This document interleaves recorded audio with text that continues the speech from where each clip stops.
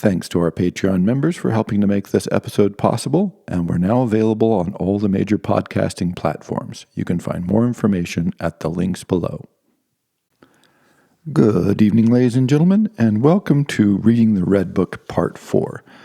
This is just a great moment for me and a moment to stop. So part of this series was to reflect on both how we read, what we mean when we read, and then how we can model, or I can model, we can do it together to read along in a different way than we're usually trained. But this is just a perfect example. So I'm thinking, okay, I'd planned to do 3 chapters today. I wanted to get through them, make the progress, and check it off the list and make sure we were going, which is exactly what Jung had warned us about at the end of the last reading. This was definitely me feeling the spirit of the times. And even as someone who was actively working against these concepts, I found myself suddenly slipping into it unconsciously. And then I realized, oh my gosh, this is what I'm doing. That I'm emphasizing all those elements of the way we're educated. We're so trained to think this way that it's actually difficult to break out of that. And so I was enacting in my own mind the very problems that I'm trying to argue against in a lecture series, and that Jung is so aggressively working against in his visionary quest, or whatever it is exactly. I'm never quite sure what he's doing in the Red Book. And it did make me pause and reflect on A, why I wanted to do this kind of series, and B, what the alternatives were. And I first encountered this in undergraduate, consciously, is we were assigned to read Schopenhauer's The World of Will and Idea in like 2 weeks, and then we had an exam on it. And this is a silly assignment, because you cannot read The World of Will and Idea in 2 weeks and take a test. But of course, you plow through, you take some notes, you sit down and you check some boxes and you write a few sentences about these and that key ideas from the work, and you're like, great, you've got it, now you can move along. And you just miss everything. I mean, because it's a work you need to read for probably a couple of years, or at least a year, something like that, to really get a sense of what Schopenhauer is going at. So I never thought I liked Schopenhauer. And then later on in life, I discovered that he had written a lot of brilliant short essays. I'm still not sure I like Schopenhauer that much, but he's written some great short essays, huge collections of them, actually. And that our professor didn't select, 4 or 5 of these shorter, concise, very thoughtful, very thought-provoking essays for us to then read, which we could have in that amount of time think about and respond to. That's the spirit of the time that Jung is arguing against. And that's what I had slipped into. Hey, we got to make progress. We got to burn through this. We got to go, as opposed to the alternative, which is what I'm trying to model, even though, of course, obviously I slipped up myself for a moment in my own mind, is the, comprehension, introspection, pausing, taking a moment. And if ever there were moments to be taken, I think it is here as we go into these 2 chapters, Splitting the Spirit and the Death of the Hero. Death of the Hero, Murder of the Hero. What's the next one? Murder of the Hero. Those 2 chapters really, they evoke many things, of course, but 2 that I think are hugely valuable, and they work together. And the first one is starting with the splitting of the spirit. Is Jung cries out, he says, but on the 4th night I cried, to journey to hell means to become hell oneself. He says, well, on this desert path there's not just glowing sand, but also horrible, tangled, invisible beings who live in the desert. I don't know this. This way is only apparently clear. The desert is only apparently empty. It seems inhabited by magical beings who murderously attach themselves to me and demonically change my form. I've evidently taken on a completely monstrous form in which I can no longer recognize myself. There it is. So Jung says he wants to change, he wants to be different, he wants to throw off the spirit of the time, the overwhelming past that he carries with him, the training, this is what people often articulate. And I've come up with a phrase for this because we often desire change, but we don't want things to be different. This is the problem, right? Let's change things, but we don't want things to be different. And here Jung articulates a very clear sensibility of this is that, okay, if you really want to change yourself, at some point you have to be strange to yourself, right? Because you're trying to make yourself different. Different from whom? Different from you, or at least how you've been trained to perceive yourself. And so there has to be this moment or these times where you just feel slightly weird, where things don't seem correct. And of course, Jung here is pressing everything to the maximum. I mean, you may have noticed this, his rhetoric, his images are all, 100% all the time. But he uses, again, the image of the desert. It's empty, it's vacuous. You go out there, you sit, you wait for something to appear, and here it is. And when it appears, he realizes, of course, it's him.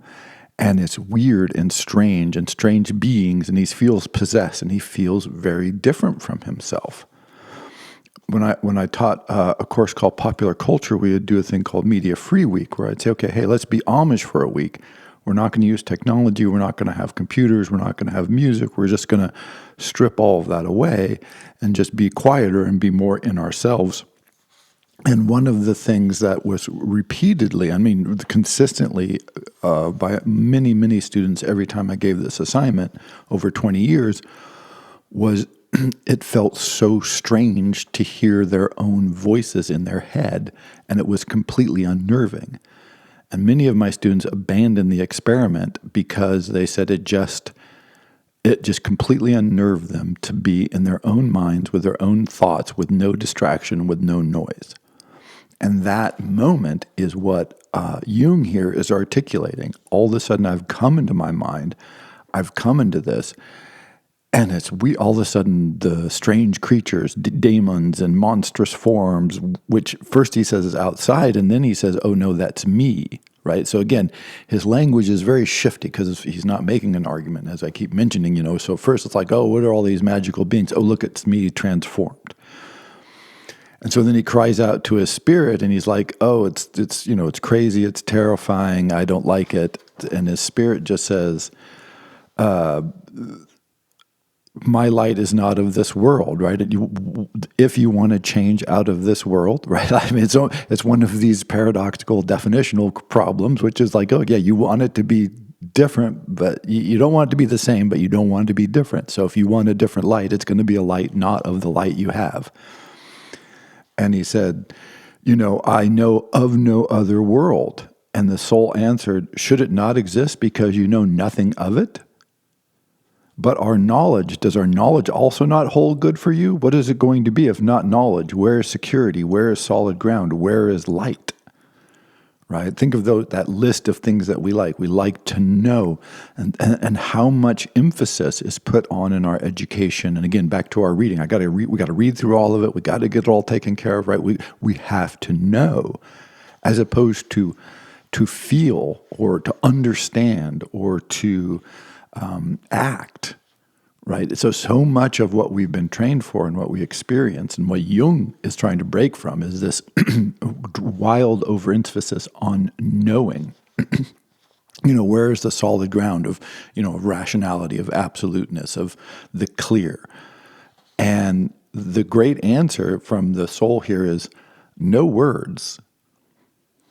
So if you strip language from the spokesperson, from our knowing, then what are we left with? Well, a lot, actually. This is what Jung is discovering, and this is what we're hopefully discovering with him. Oh, if you leave the words, if you can just leave that behind for a while, then there is a lot there that you can experience, that you can know. But it's a huge challenge because it's transforming what counts. Oh, don't think of words, think of feelings. Don't think of solid ground, think of what changes, what moves, what alters.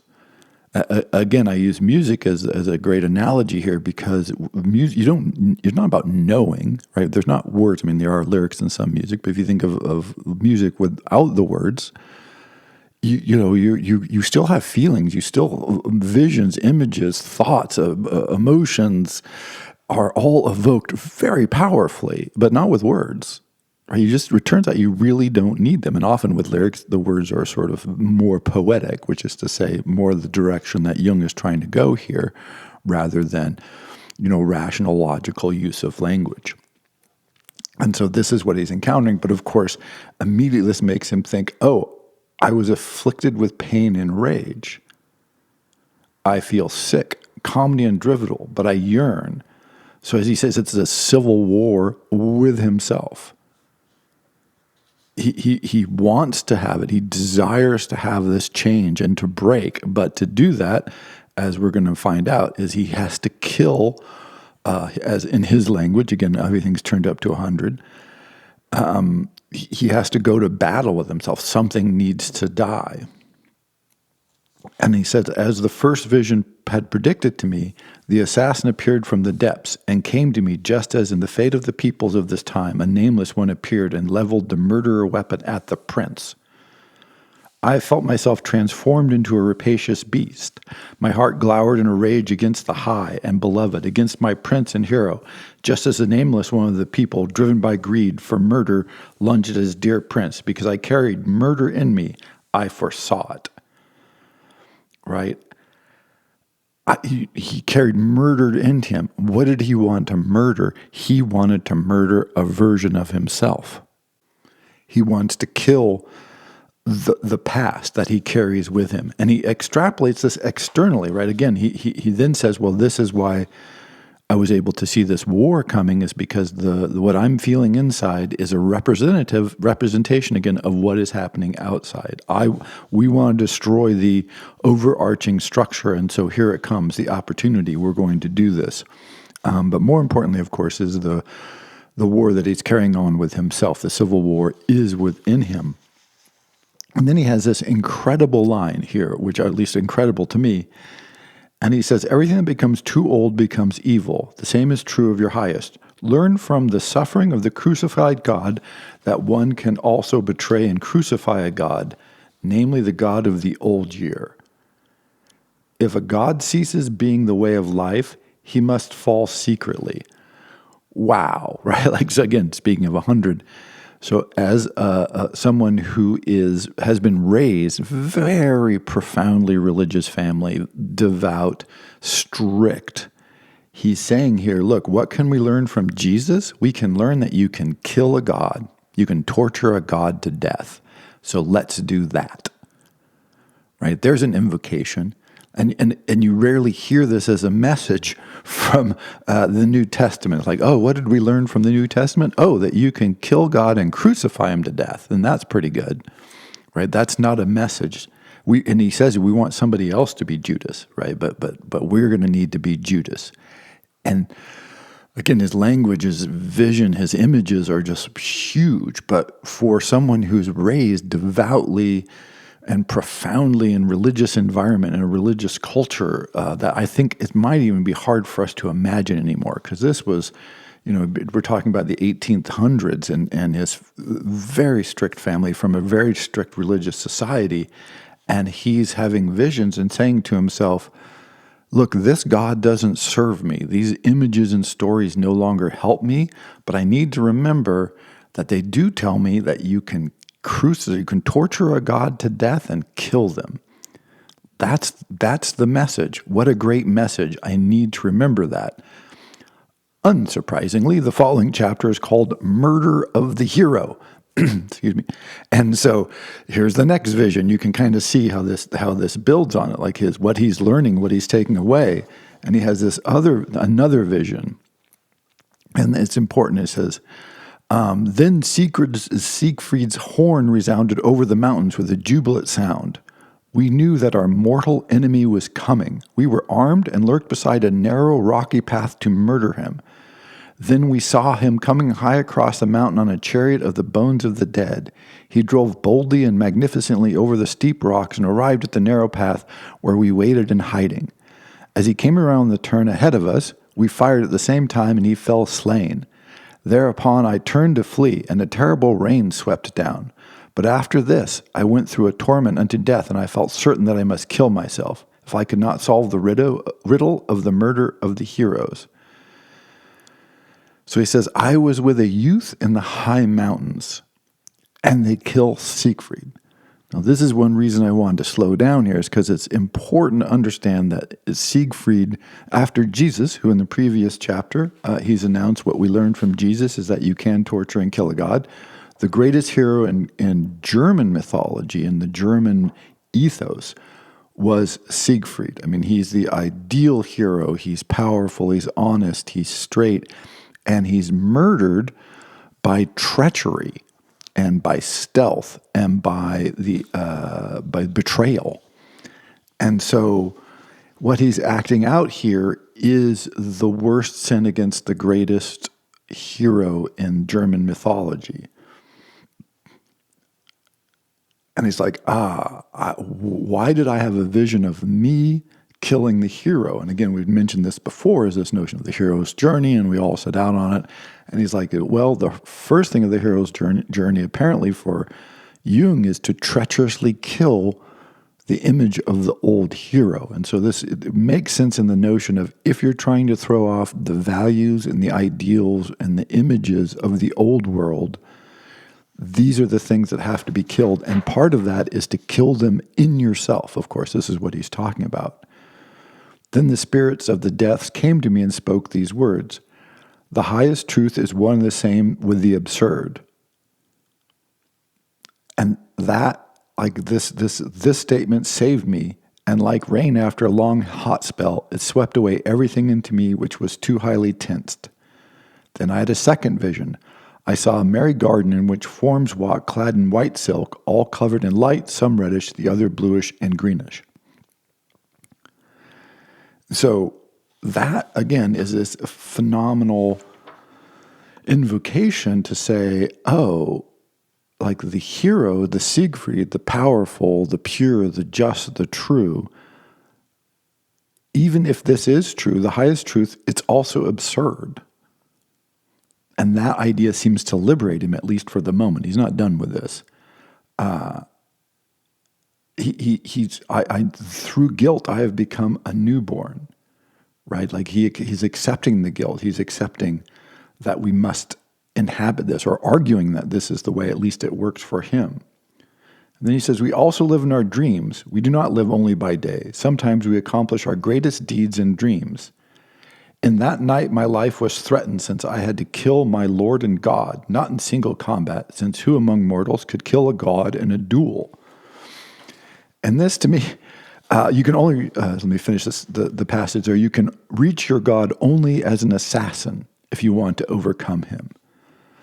So this made me think so imagistically, and how powerful these ideas still influence our society, our culture, our vision of ourselves and our ideals. Is, as far as I can tell, again, I don't watch very many superhero movies,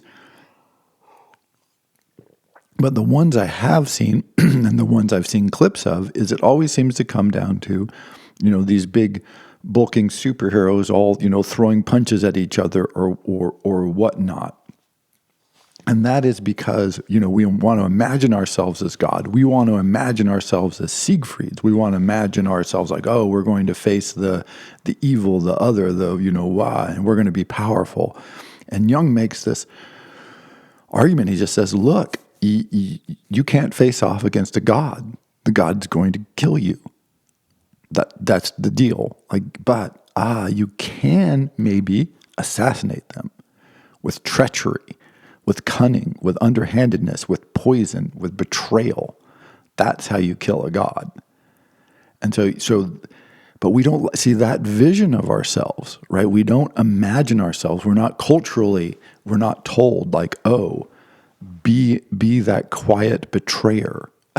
It even sounds weird to say, right? Like this is even he's saying that's what you have to do to yourself, right? If you're going to get rid of all of this, you're probably not going to be able to just fight it head on. You're not going to kill God. You're not going to kill your God on a frontal assault. God doesn't give in to that, because that's why it's God. But the notion that, oh, you might do it through trickery and stealth, and that the real challenge is to do that, which is a completely different ideal, because notice all the things that we want from being, we want to be stronger. We want to be, have more power. We want to be seen to be strong and to be powerful. We want people to cheer us. We want to be applauded. Well, if you're a betrayer who operates in stealth and kills by secrecy and trickery, then all of those things go away. No one gets to see you do this. That's the necessary component of this. Only you know. And you know that you've betrayed. You know that you've done this potentially necessary but awful thing.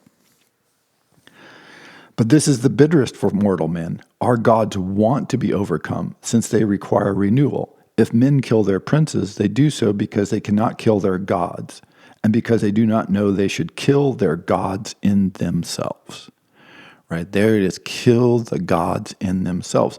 Because, we can argue for the existence or non-existence of the gods, but if they are to exist and influence us, they have to be in us. So how do you kill the gods in yourself? So then it goes down, oh, that Siegfried, blonde and blue-eyed, the German hero, had to fall by my hand, the most loyal and courageous. He had everything in himself that I treasured as greater and more beautiful. Look at it. So he had everything that I treasured, but he's not trying to take the treasure. He's trying to get rid of these values. How do I make it so that these things no longer are my driving principles and values? He was my power, my boldness, my pride. I would have gone under in the same battle, and so only assassination was left to me. If I wanted to go on living, it could only be through trickery and cunning. And then he has this amazing story. He says, judge not. Think of the blonde savage of the German forest who had to betray the hammer-brandishing thunder of the pale Near Eastern god who was nailed to the wood like a chicken martin. I mean, wow. He just you gave up much better gods for this? The courageous were overcome by a certain contempt for themselves, but their life force bade them to go on living, and they betrayed their beautiful wild gods, their holy trees, and their awe of the German forests. Right? After death on the cross, Christ went in the underworld and became hell. So he took on the form of the Antichrist, the dragon. The image of the Antichrist, which has come down to us from ancients, announces a new God whose coming the ancients had foreseen. So that, you're going to kill him. You're going to kill him with trickery and cunning, because when they become old, they become a threat to you. And so the Christ that goes to the underworld becomes an antichrist for you, becomes a threat. And then he says, the gods are unavoidable. The more you flee from God, the more surely you fall into his hand. Right? So just not dealing with this, not addressing it, ignoring it, it doesn't make the problem go away. You're just even more trapped. The less you're like, oh, I'm not going to think about it, particularly, again, for someone who's raised so powerfully in this tradition. At some point, he says he, for himself, has to turn and try and assassinate this that's in him. And then he says that if you do this, then this huge flood of rain and water will come. And again, we're back to this vision of the desert. And it is the mourning of the dead in me which precedes burial and rebirth. The rain is the fructifying of the earth. It begets the new wheat, the young, germinating God. And so the rain that sweeps through in the vision, the cleansing, will cause the desert to bloom again. So he's completed this cycle, or the visionary cycle, if you will, in these few chapters, where he's gone into the desert, he's waited, he's discovered himself there to be strange and weird and odd and very off-putting, and then he's decided that, or had the vision of killing the old gods, the old values, the old way of thinking, the old principles, and becoming sort of a betrayer, a person who commits treachery.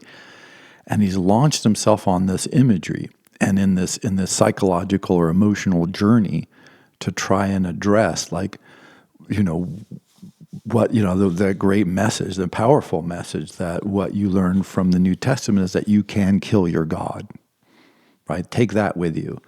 And it's like, wow, that is a powerful message. And so, but you can't do it with strength, and you can't do it with a direct assault. It's only by betraying and cunning and poison.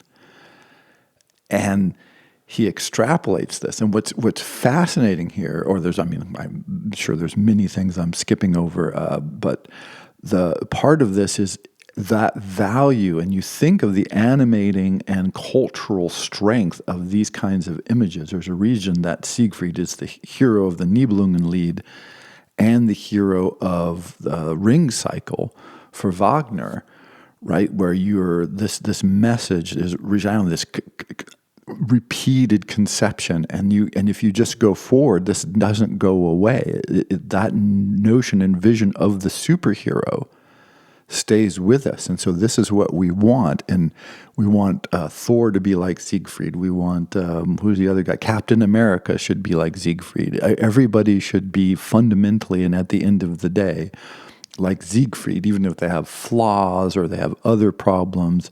That's who you should be. But, and you get to stand up to your enemy and, flex your muscles and show them who you are and how mighty and how skillful and how capable you are, as opposed to quietly killing in the dark where no one knows, so that you can move along and clear the ground for some sort of amazing rebirth. And that sort of conceptualization, that rearticulation, again, it's very different. It's a very different way of reflecting and responding to the images that were around him at the time. And if you write this onto world history, as he wanted to do, then you can think about the kinds of rhetoric that were motivating, like both the Nazis, who were using actually specifically Siegfriedian imagery, but even Stalinism, that this powerful religious conception of the state. And it's like, if we could get rid of that, would it be possible to preclude this? And by the way, this is what Jung is claiming quite directly, obviously, is that if we can get rid of this heroistic imagery, maybe we can get rid of these sort of oppressive, totalitarian states as possibilities that are going to drive us to kill each other, to drive us to do these horrible acts, because we can't shake off these old dying gods. And that's the historian Burley, by the way, who wrote a couple of fascinating histories, both of Stalin's Soviet Union and the Third Reich. And he argues, again, I mentioned before, I believe that quite convincingly, that they were neo-religious states where the political system or the political leaders, Stalin and Hitler, had taken on the iconography of religious leaders and religious structures and outlooks and following and worship, as you had in the religious wars from earlier on, and that the wars and the cultures operated this way. And so the state had simply become the new Catholicism or the new Islam or the new whatever one in its murderous phase. But if you can kill the gods, if you can get rid of that, could you then liberate yourself from those kinds of structures and those kinds of horrible visions of mass slaughter and destruction? And so when Jung is raising this up at the beginning of World War I, it's, again, the reflection inside and outside is not without incredible gravitas and not without incredible historical significance, at least to me. Now, what we do with that, it's tough, because it's not a political argument. It's not it's what is he doing? I never know. So the next two chapters. So next time we'll start with the conception of God and see how far we get. But I just felt like this was such a powerful and valuable couple of ideas are compressed in here. And again, he will keep unpacking these for a long time as we move forward. So, Reading the Rag Book with Jung, Part 4. Thank you very much.